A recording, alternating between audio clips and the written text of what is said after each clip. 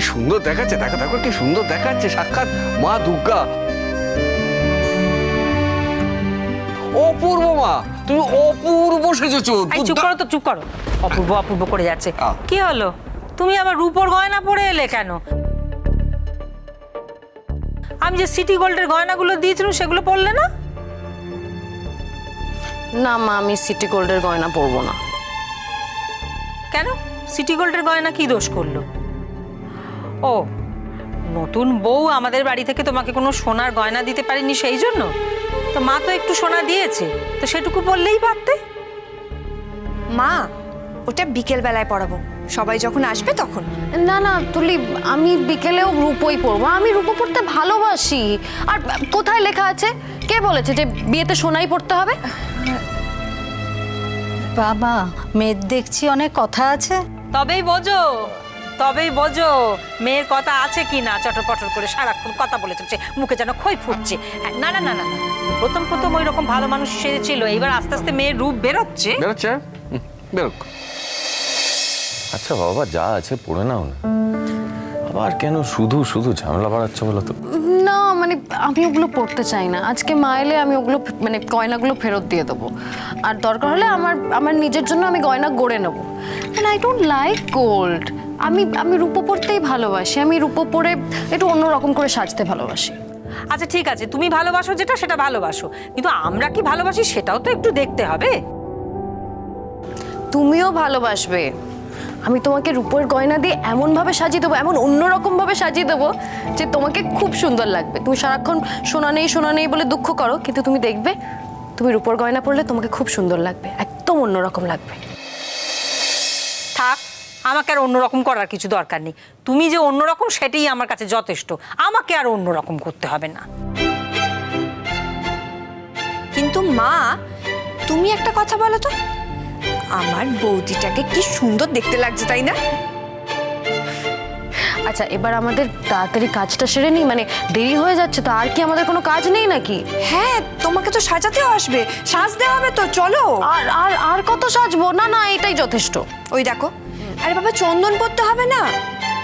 আমার চন্দন? না না, আমি চন্দন নেবো না। হ্যাঁ, কিরে, কি ভেবেছিলি তোর বৌদি খুব সোজা সরল মনের মানুষ? দেখছিস তো এখন থেকে নিজের মত খাটাতে শুরু করে দিয়েছে। অসাধারণ, অসাধারণ, কি মিল শাশুড়ি বৌমার, কি মিল। একদম চুপ করো। কেন চুপ? তুমি কি গো, সকাল থেকে তুমি আমার পেছনে লেগেছো, কি ভেবেছো আমি কিছু বুঝতে পারছি না? আবার হাসছে, একদম হ্যাঁ হ্যাঁ করে হাসবে না। এই তো হাসছো কেন সবাই মিলে, আমি বুঝতে পারছি না। উফ,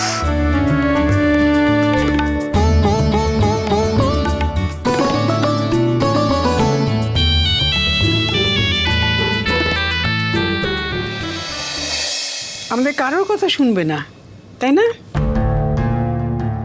পাড়া থেকে এ এসে বলছে, সে এসে বলছে কোজাগরি যাচ্ছে, তোমরা যাচ্ছ না।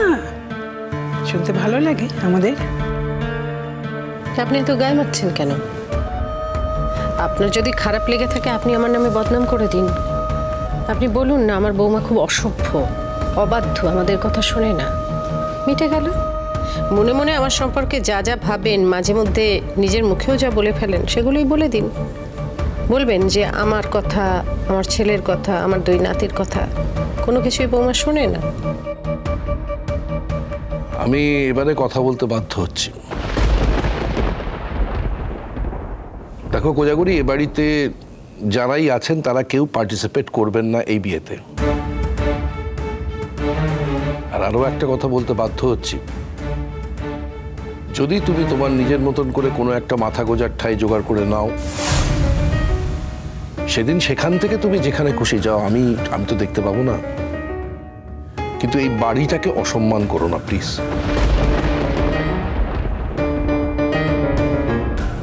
বারবার মনে করিয়ে দেওয়ার প্রয়োজন নেই যে এটা শুধু তোমাদের বাড়ি। এটা যদি তোমার আমার বাড়িও হতো, তাহলে কি তুমি ভুলে যেতে পারতে যে এই বাড়ির প্রতি তোমার কিছুটা মর্যাদার প্রদর্শনের দরকার আছে? তুমি কিন্তু সেটা মনে করছো না, তাই নয় কি? তুমি আমাদের বাড়িটাকে ব্যবহার করছো। আমি ব্যবহার করেছি আপনাদের বাড়ি? আপনারা আমাকে বরাবর ব্যবহার করেছেন। ব্যবহার করেছি তোমাকে?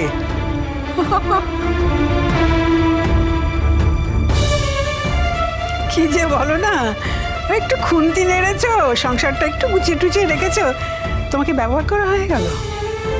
কাকিমা চুপ করো না, সব কথাকে কানে নিতে নেই। যে সমস্ত কথার কোনো মানে হয় না, যে সমস্ত উত্তরের কোনো মানে নেই, প্রশ্নেরই কোনো মানে নেই, সেই সব কথার উত্তর দেওয়া মানে সময় নষ্ট করা ছাড়া আর কিচ্ছু নয়।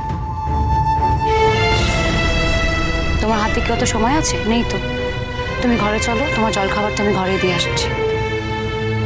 এরা এই বাড়িতে থাকতে দিয়েছে এটাই ঢের। এ বাড়ির খাবার আমি খাবো না।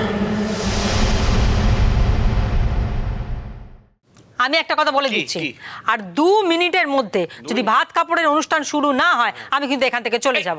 না, আমি যেতেই পারি, আমি চলে গেলে তো আর কারোর কোনো অসুবিধা হচ্ছে না। এই তো পাড়া সব বৌদি কাকিমা সব এসেছে, তারাই করিয়ে দেবে। আমি তো আর মা হয়ে ভাত কাপড়টা হাতে তুলে দিতে পারি না। আচ্ছা আচ্ছা ঠিক আছে, তুলি দিক না। তুলি তুলি কি করে দেবে? তুলি কি বিয়ে হয়েছে নাকি যে তুলি দেবে? তোমরা দাও, যাও যাও যাও। যাচ্ছি তাড়াতাড়ি যাও।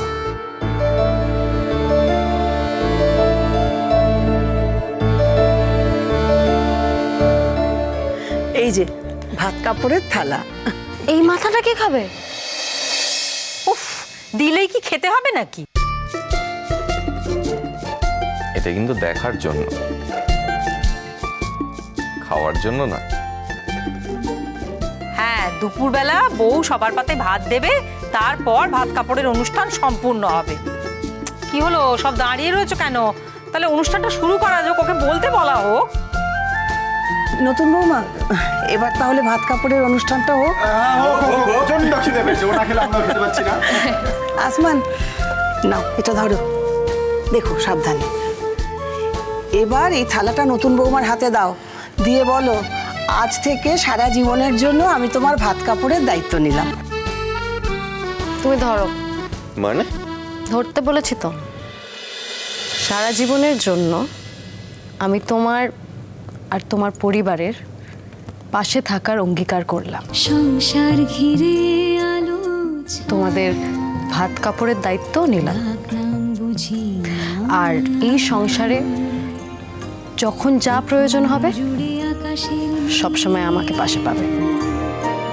ধুলি মুঠি সোনার শোন, তোর মার কথা শোন। পারলে পুরোটাই নিজে স্বাবলম্বী হও না। এই বাড়িতে থাকার সুযোগটুকু নেবে, এসি চালিয়ে ঘরে থাকবে, এসি সুযোগটুকু নেবে, কিন্তু খাবারটা খাবে না। কেন? কারণ তোমার হোটেল আছে, ওইখানে খাবার দাবার তৈরি হয়, তুমি সেখানে খাবারটা খেয়ে নিতে পারবে। এটা কেমন কথা মা?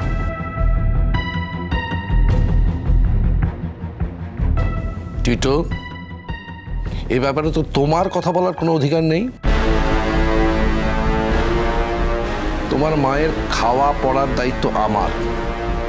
এটা আমার commitment, and I'm committed to her. আমি সত্যি সত্যি তোমাকে এই কমিটমেন্টটা থেকে মুক্তি দিতে চাই, কিন্তু পারছি না এই মুহূর্তে, কারণ মাথার উপরে ছাদ জোগাড় করার ক্ষমতা তো এই মুহূর্তে নেই। একবার লোক হাসিয়ে ফেলেছে, আরেকবার সে একই কাজ করতে চাই না। টিটো ঠিক বলেছে, খাবারটা আমি সামলে নিতে পারবো। আমি হোটেলে গিয়েই খাবো যতটুকু পারা যায়।